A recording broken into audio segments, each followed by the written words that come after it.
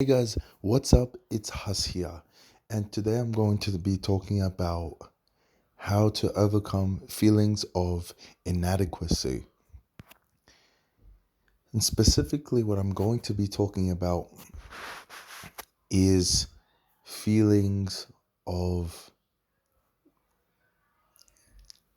lack of intelligence.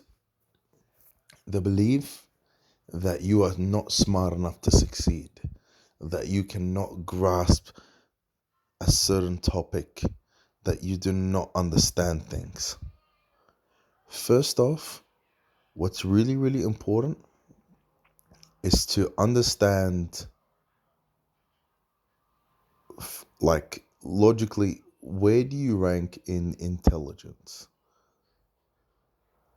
Were you often the smartest person in class? Did you always have an answer? Or were you always looking to someone else to help? Did you always ask for help, or could you always figure it out by yourself relatively quickly? Did you do well in tests, or did you struggle? Did you find that learning jobs was relatively easy compared to your peers that took longer, or or did you find you were staying behind and had to catch up? The first thing we have to do for understanding if you're intelligent or not and how to overcome it, you need to understand what defines intelligence. My definition of intelligence is someone that's able to grasp information quickly and comprehensively. Now, so in other words, it's like a computer. It grasps things. It like it's able to handle. It's able to pick up a lot of information, and it's able to process it quickly and download it quickly. Same thing. So I'll give you an example. In my life, I have felt like I wasn't the smartest person. I felt dumb a lot of the times. For example, in school, when I was not doing well in tests, or let's say, in social interactions, when I would say something awkward, or say the wrong word or whatever, or I don't know, just have a mind blank and say something stupid that doesn't make sense. Or, um, for example, the time I was working at KFC around 2021. This was when I was maybe 17, 18. And when I was working there, I started off and I heard the manager say it takes about a month to get sorted, get sorted in uh, in the job. But for me, it took a long time, and I was still messing up. I ended up like, I remember, because of the stress working there, I remember when I would put cans into the fridge, sometimes they'd drop just because I was so nervous. Or when I would be packing food, I wouldn't be fast enough, or I would put them in the wrong place because I was so stressed. But yeah, so so that, like, and even when I was counting money, I'd end up like getting the wrong. Just so, even if it's like a, let's say someone pays with a, like, I don't know, like $45 in notes, and they want something for $23 and 55 cents, I'd have a little trouble doing that, or doing that quickly to give them the right amount of change. It's it's like all of those little things that made the manager very, very frustrated with me. Like I couldn't understand it. I couldn't get it for some reason. And I was so mad at myself. I remember my confidence was so low, right down by the ground level. Like I was thinking, I mean, like, why can't you get this? Everyone else is getting this. And the managers and the team leaders would also let me know, like, hey, this person's been here for a month and they got it. You still haven't got it. And that was an example of an experience that shaped my belief of my overall intelligence level. And that experience, along with a few others, would slowly start to build a personality in my psyche and allow itself to build a name there, to which eventually, because I had an experience of feeling unintelligent, that birthed a belief that I was unintelligent. And because of that belief, that influenced certain behaviors and mannerisms, as well as actions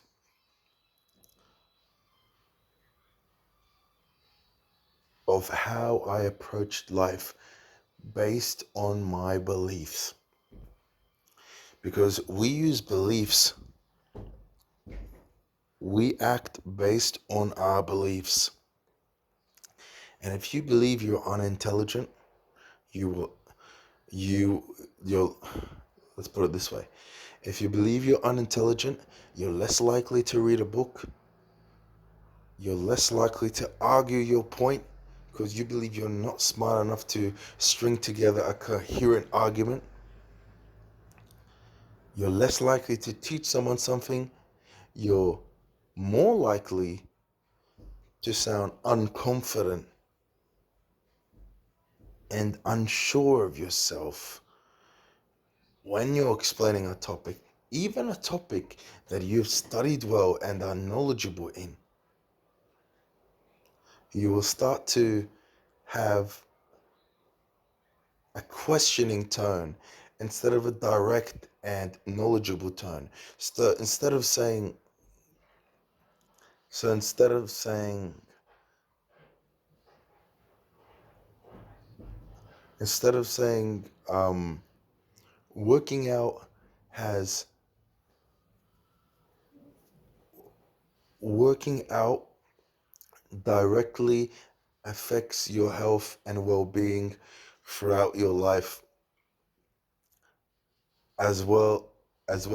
This includes your physical health and your mental health. See how that sounds confident?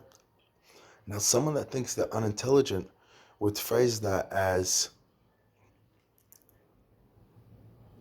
physical, like physical fitness. Um, should probably has a lot of probably has a lot of probably has benefits for your physical and mental health. And I think I think the word I think, and I think it has benefits throughout your life, if that makes sense. Like using like that language, you're so unsure. That's what happens because you're so afraid of being dumb. You want to make sure that you're unsure of something to not be proven wrong because, hey, you didn't have it figured out, so you're not claiming to have anything figured out. It can't be proven wrong because you're basically saying, hey, I'm still working on it. The way I started getting over my fear of being unintelligent was by very simply developing, how do I say this? By accruing multiple experiences that prove the contrary. For example, if you see how I had one instance in KFC where I felt unintelligent, but I also had an instance in class back in high school where I used to um, give some great answers in English class that were actually sophisticated, or academically in music university where I started getting 70s, 80s, and 90% for my assessments and exams. Or when I written a great song that was praised by uh,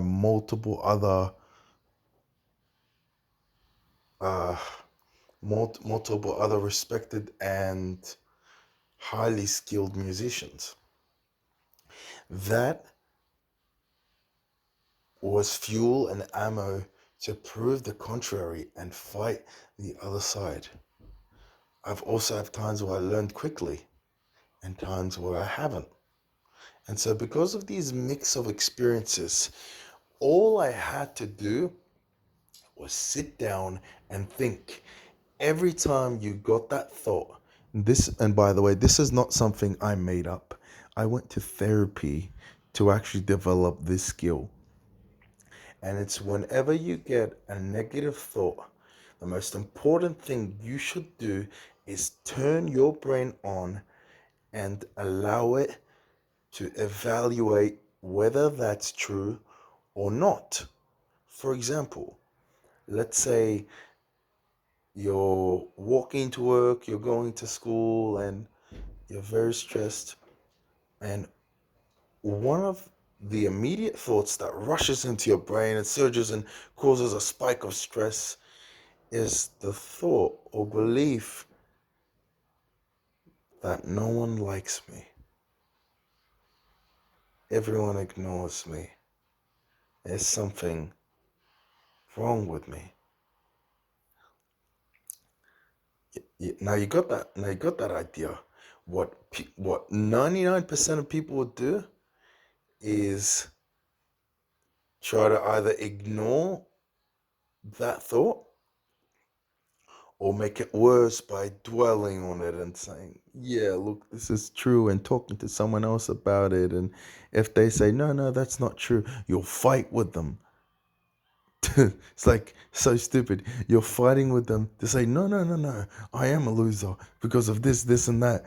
It's like eventually you get to keep your limitations, buddy. So it doesn't make sense. Um, so this is a solution.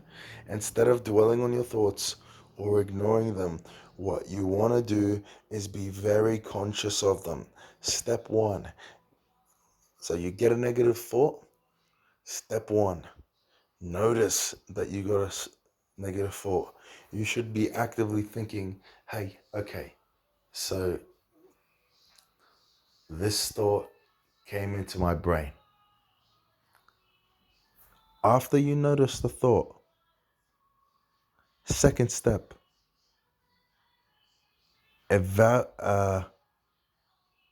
internalize. How was this? Internalize your senses. How do you feel?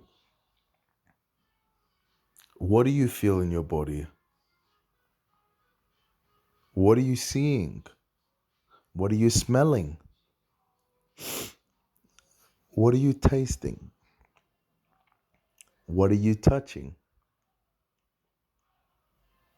What are you feeling?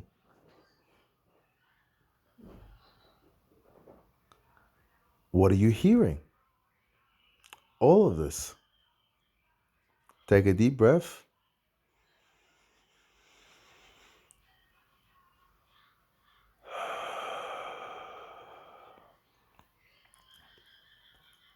And then, did I go step one? Step one is noticing the negative thought. Step two is paying attention to your senses during the thought. Step three is questioning yourself. Ask yourself questions. Challenge that thought.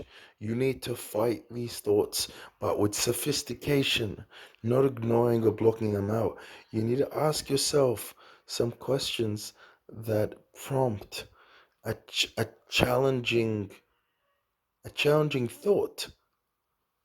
So if you think that no one likes you, you the first question you should ask is that true? And you either say yes or no. Or you might come up with the common answer, which is, I don't know. So then the next question is, what type of evidence do I have to suggest that this is true or not? So you look for the evidence. And so as you're looking for the evidence, you find evidence that may suggest this is true, which is likely. But if you look hard enough, you may also find evidence that proves the contrary, where people actually do like you. Because surely there were times where people did like you, and there now you have two thoughts that are in conflict with each other. And then you start to analyze situations where people didn't like you. Oh, because of this, and that. And then you go, is that because I'm an unlikable person? Or is it because I done something unlikable? See the difference? I'm separating the personality and the action. If you give yourself a name, you could say there's a massive difference between saying I done something dumb, which is blaming, which is putting the responsibility, uh which is giving a bad name to the action, versus, so there's a difference between saying I done something dumb versus I am dumb. One puts the focus on the action, which is good actually, because that allows you to change that. The other puts the focus on the personality, which is more highly rooted and more sensitive and, harder to change. So, to sum up this video, since it's getting quite long, next time you get a negative thought, remember to be conscious that you're getting those thoughts. Start to encourage awareness of what you're feeling, your senses, like what you smell, what you taste, what you feel, what you hear, what you see, all of this. Number 3, challenge your thoughts with some introspective questioning. Okay, no one likes me. Is this true? Yes, no, maybe. I don't know. Okay, why is this the case?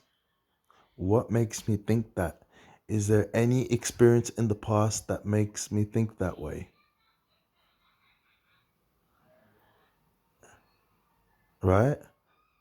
Um, and then based on those experiences, good or bad, you have to dissect whether that was because of your personality that action happened, or because of your actions. You see? And if you start to do this, you'll realize either, hey, there were times people didn't like me, but that one time, but a time that someone didn't like me, for example, is if I stole their food. Well, hey, you done something stupid. You stole their food, and they don't like you, and they didn't like you at that time because you took something away from them that they treasured. So now I know it was the action and not the personality. So now I know, hey, if I want to reduce that and feel less like that and have less thoughts like that, I'm gonna reduce or completely halt all of those negative actions. And that will in turn produce less negative thoughts. People will trust you more. As a result of people trusting you more, you begin to have more trust in yourself, which will raise your discipline and raise your tolerance for resisting the temptation of stealing. So I'll leave you with this for the video. I feel like I've gotten much better in speaking with this video, but I'll leave you with that thought for the video. Just a solution on how to help tackle negative thoughts, especially of feeling unintelligent. If you like this video, remember to leave a like, comment, and subscribe if you want to see more. So like the video because I need more likes to push out this video. And if you really like this video and you want to see more of it, you gotta show me. If you wanna mention your thoughts, or you know comment an experience similar to mine, or something that relates to you or relates to this video, remember to comment down below. And always subscribe if you want to see another video, and press the notification button, as it allows you to get notified every time I upload a video. I upload a video every single week, so make sure to tune in, and yeah, tune in. See you next time. Have a good one. Peace.